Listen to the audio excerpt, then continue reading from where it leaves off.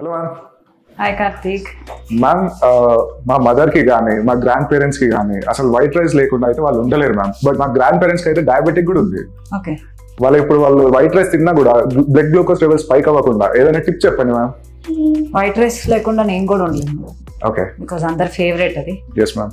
Okay, ఇదివరకు చెప్పిందే మళ్ళీ రిపీట్ చేస్తున్నాను. ఎలా కుక్ చేయాలనే ప్రాసెస్ క్లియర్గా చెప్తాను. Here we go.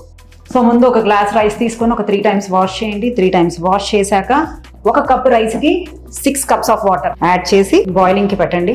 బాయిలింగ్కి పెట్టినప్పుడు చెక్క, లవంగ, బిర్యానీ ఆకు, స్టార్, పెద్ద యాలుక అన్ని కచ్చబిచ్చ దంచి ఒక్కొక్కటి దాంట్లో వేసేసేయండి. 1 teaspoon ఘీ కూడా దాంట్లో వేయండి. పొంగు రాగానే 1 కప్పు రైస్కి 1/2 కప్పు పెసరపప్పు దాంట్లో నానబెట్టింది పొంగు రాగానే వేయండి. 2 బ్యాలెన్స్గా ఉడికిన తర్వాత గెంజి వార్చండి. గెంజి వార్చిన తర్వాత దాన్ని ఇగర్ పెట్టండి. తర్వాత మూత తీసేసి చల్లగా అయిన తర్వాత దాన్ని మీరు కన్జ్యూమ్ చేస్తే దాంతో పాటు మొలకెత్తిన మెంతులు కూడా కలుపుకుంటే అన్నంలో అసలు గ్లూకోజ్ స్పైక్స్ చాలా వరకు కట్ ఆఫ్ అవుతాయి. సో మొలకెత్తిన మెంతులు చేదుగా ఉంటాయా? నో, చేదుగా ఉండవు. మీరు ట్రై చేసి చూడండి. ఇంట్లో మొలకలు వచ్చిన మొలకెత్తిన మెంతులు ఇవి కర్రీస్లో కానీ రైస్లో కానీ పైన చల్లుకొని తింటే చాలా టేస్టీగానే ఉంటాయి. చేదు ఉండదు, హెల్త్కి మంచిది. తక్కువ శాతం అంటే 1 tablespoon 2 tablespoon మిక్స్ చేసుకోండి మనం తినే రైస్లో.